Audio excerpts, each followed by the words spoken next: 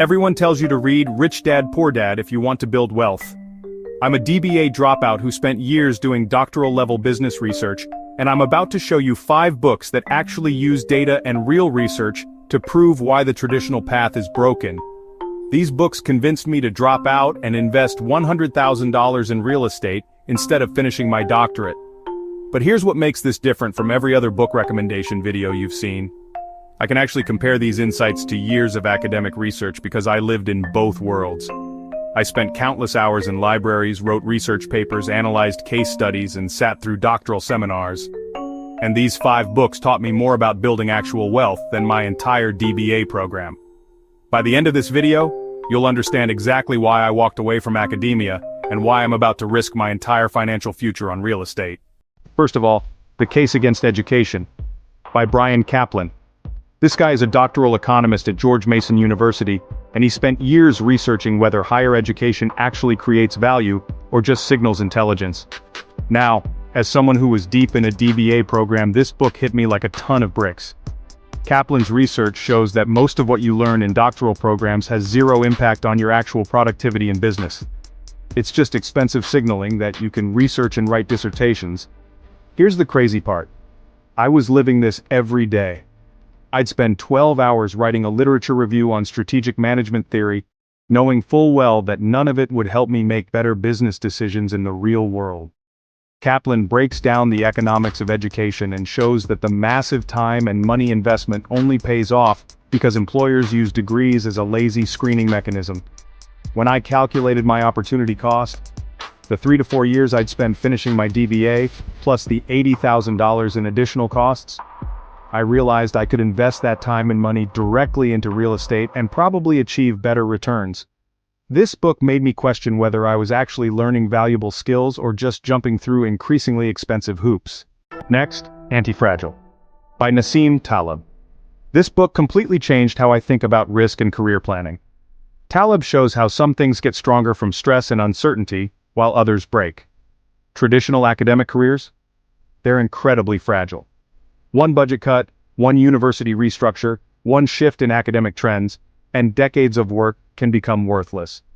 I saw this firsthand watching professors who'd spent 20 years building expertise in areas that suddenly became irrelevant.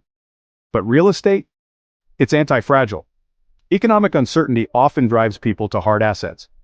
Inflation makes your fixed-rate debt cheaper over time. Market crashes create incredible buying opportunities for those with cash and courage. Taleb also talks about the concept of optionality, having multiple ways to win and limited ways to lose. Real estate gives you that optionality. You can profit from appreciation, cash flow, tax benefits, or forced appreciation through improvements. An academic career? You have exactly one way to win. Publish papers that other academics think are important. This book made me realize that betting my entire future on a DBA and business academia was the fragile choice. Real estate was the anti-fragile one. The more chaos in the economy, the more valuable real estate skills become. Book 3, The Millionaire Mind by Thomas Stanley. Stanley surveyed over 1,300 millionaires to find out how they actually built wealth, and the results completely contradicted everything I was learning in business school. Spoiler alert. Most of them weren't brilliant doctoral students, didn't have business doctorates, and definitely didn't follow the traditional academic path. They started businesses, invested in real estate, and took calculated risks while everyone else was writing dissertations about business strategy. Here's what really got me. Stanley found that many millionaires were average or below-average students who figured out how to make money work for them instead of spending years researching how money works in theory. The millionaires in his study shared some fascinating characteristics. They were willing to take calculated risks, they focused on building assets rather than climbing corporate ladders, and they understood that time was their most valuable resource. Meanwhile, I was sitting in seminars analyzing case studies of successful businesses instead of actually building one. Stanley's research showed that most millionaires built wealth through ownership. Owning businesses, owning real estate, owning assets that generate income. The academic path? It trains you to be an employee, even a highly paid one. This research validated what I was feeling in my DBA program. I was optimizing for the wrong metrics. I was trying to impress other academics instead of building actual wealth. Fourth book, Your Money or Your Life by Vicki Robin. This book completely reframes how you think about careers, consumption, and what it means to be financially successful. Robin shows how the traditional academic career path is actually a sophisticated trap. You trade your life energy for research credits, then spend years on a dissertation that maybe 5 people will read, all while telling yourself you're building towards some future payoff. Meanwhile, you're stuck in a cycle where you need the degree to get the academic job to pay for the lifestyle the academic job requires. Robin introduces this concept of life energy. The idea that money isn't just currency, it's your life force converted into financial form.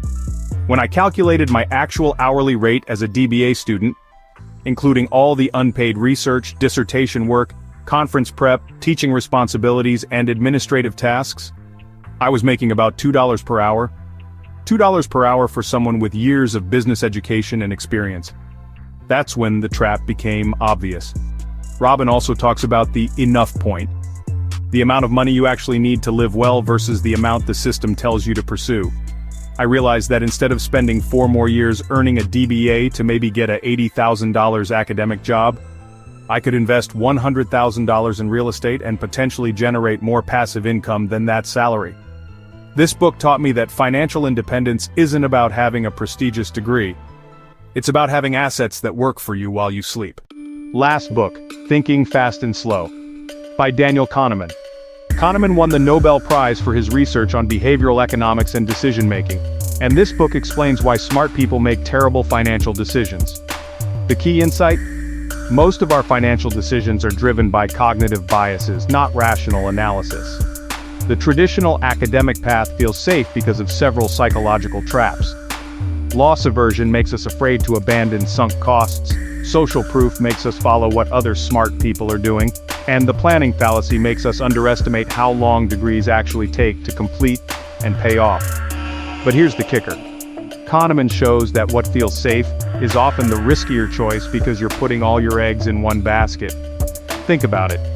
Spending 8 years of your prime earning years, plus $100, 000 plus in opportunity costs, to qualify for jobs that might not exist by the time you graduate? That's actually incredibly risky. This book taught me to question my assumptions and use systematic thinking for investment decisions. Instead of following the crowd into more education, I started analyzing the actual risk-adjusted returns of different paths. Real estate investing, when done with proper analysis and risk management, actually has lower downside risk than betting your entire career on academic credentials. Kahneman's research on prospect theory shows that people are terrible at evaluating long-term risks and benefits, which is exactly what I'm applying to my $100,000 real estate investment using doctoral-level analysis methods. These 5 books use actual research, data, and Nobel Prize-winning insights to prove what I suspected in my DBA program. The traditional academic path is broken, especially for building wealth. Brian Kaplan proved education is mostly expensive signaling. Nassim Taleb showed me that academic careers are fragile while real estate is anti-fragile. Thomas Stanley's research revealed that most millionaires built wealth through ownership, not credentials. Vicki Robin opened my eyes to how much life energy I was wasting on low-return activities. And Daniel Kahneman taught me to question the cognitive biases that make traditional paths feel safer than they actually are. That's why I'm documenting my complete journey investing $100,000 in real estate with doctoral-level business analysis. I'm applying the same research methodology I learned in my DBA program, but I'm using it to build actual wealth instead of writing papers about wealth creation theory.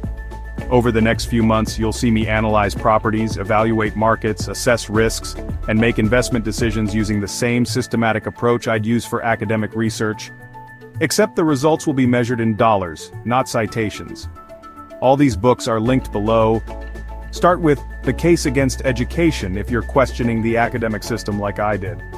Then move to Anti-Fragile to understand why real estate is a better bet than traditional careers.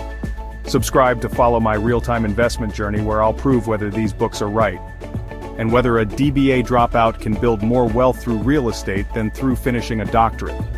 Let's figure out wealth building together, without the DBA debt and with real money on the line.